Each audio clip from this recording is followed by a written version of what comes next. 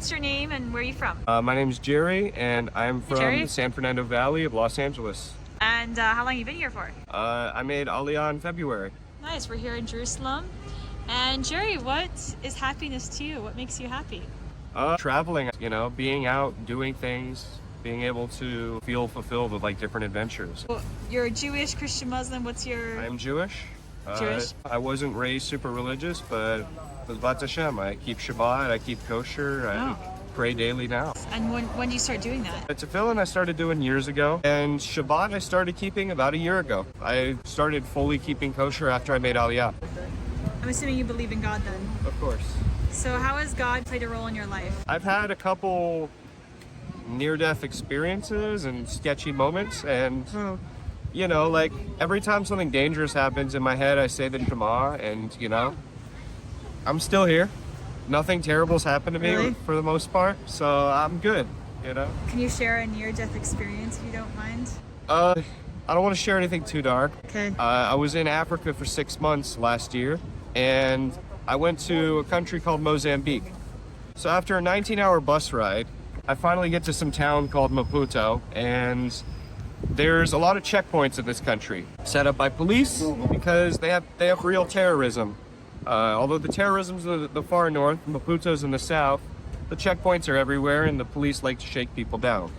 And the police all have AK-47s. So taxi stopped, or was that I was in, got stopped by police officers, and they saw me at the time I had long hair, and they said, oh, this guy must have drugs. They ripped my bags apart.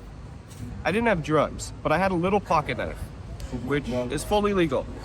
But what isn't legal, or what you really can't do in Mozambique or anywhere in the world, is argue with someone who has a gun aimed at you.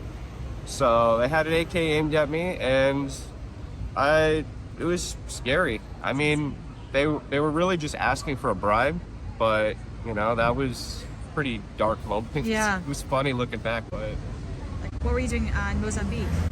So I went to live on my aunt's farm in Zimbabwe towards the end of 2023 for a brief period of time, and I used her farm as like a way to just kind of travel around, like a place to leave my stuff while I traveled around Southern Africa.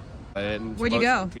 I went to Mozambique, Botswana, Zambia, Namibia, Malawi, and other parts of Zimbabwe. So from LA to Africa, what was that experience like? It was really cool. I actually felt a lot safer in Africa than I did in LA for the most part. Really? Like, you know, people are a lot nicer there. I really liked it.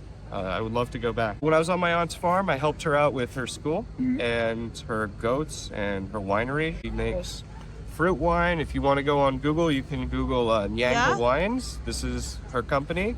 They're not kosher, but she makes wines, and she has a boarding school. Wow. And she has about 150, maybe 200 goats. Animals, so I helped out with all that. What's something that you used to stress about that you realize is maybe not as important as you thought it was? People saying negative things about me, having to worry about my reputation. If someone's gonna dedicate their energy to trying to spread nonsense about you, spread all sorts of lies and hate about you, there's nothing you can say that will get them on your side. There's nothing you can say that will convince them to like you. Yeah. And anyone who will believe them, it's probably not worth your time anyway. Right. So instead of thinking about it, it's, you know, I've got a million other things to think about, worry about, you know. How did you come to that? Like what? I realized if there's anyone I really hate, there's not really anything they can do that will make me change my mind about them. So why would there be anything I could do to change their mind about me? It's really not worth my time worrying about hating other people or getting hated by it. Like, it's just a waste of time. What's something you're most proud of?